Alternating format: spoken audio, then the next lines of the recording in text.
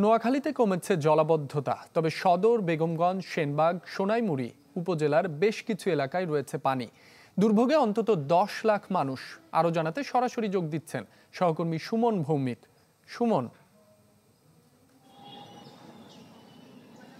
রাব্বি, আসলে যেমনটি বলছেন যে আসলে এখনো পর্যন্ত জলাবদ্ধতা রয়েছে, সেটি নোয়াখালী সদর উপজেলা এবং বেগমগঞ্জ, সেনবাগ, সোনাইমুড়ির অংশে কিন্তু এখনো জলাবদ্ধতা রয়েছে। আমরা গতকালও বিভিন্ন জায়গায় ঘুরেছি, আজকে সকালেও কয়েকটি জায়গায় ঘুরেছি। এখনো পর্যন্ত অনেকের বাড়িতে এবং যে পথ রয়েছে চলাচলের, সেসব পথগুলো এখনো ডুবে রয়েছে। বিভিন্ন জায়গায় মাছের ঘেরগুলো এখনো কিন্তু সবগুলো সমান হয়ে রয়েছে। আশপাশে যতগুলো মাছের ঘের রয়েছে সবগুলো একই রকম অবস্থা হয়ে রয়েছে। আমরা গত 1.5 মাস যাবত, 1.5 মাস অতিবাহিত হয়ে গেছে অলরেডি, তারপরও কিন্তু যেভাবে পানি কমার কথা ঠিক সেভাবে কিন্তু পানি কমছে না, অনেকটা ধীর গতিতে পানি কমছে।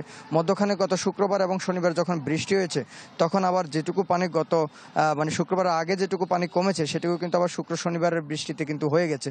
ফলে এই যে গত কয়েকদিন আবার বৃষ্টি নেই, এখন আবার নামতে শুরু করেছে। তবে এখনো আমরা কয়েকটি জায়গায় দেখেছি যে প্রায় 1 লাখের মতো মানুষ এখনো পর্যন্ত বিভিন্ন জায়গায় কিন্তু মানুষ আশ্রয় কেন্দ্রে রয়েছে।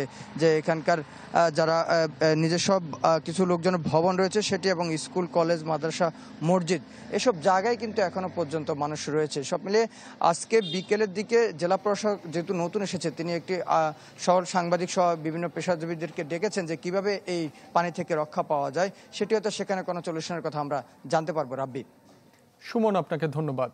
দর্শক, নোয়াখালী থেকে সরাসরি যুক্ত হয়েছিলেন সহকর্মী সুমন ভৌমিক। দেশি পাকা টমেটো আর সিক্রেট রেসিপির কম্বিনেশনে তৈরি প্রাণ সসের বস।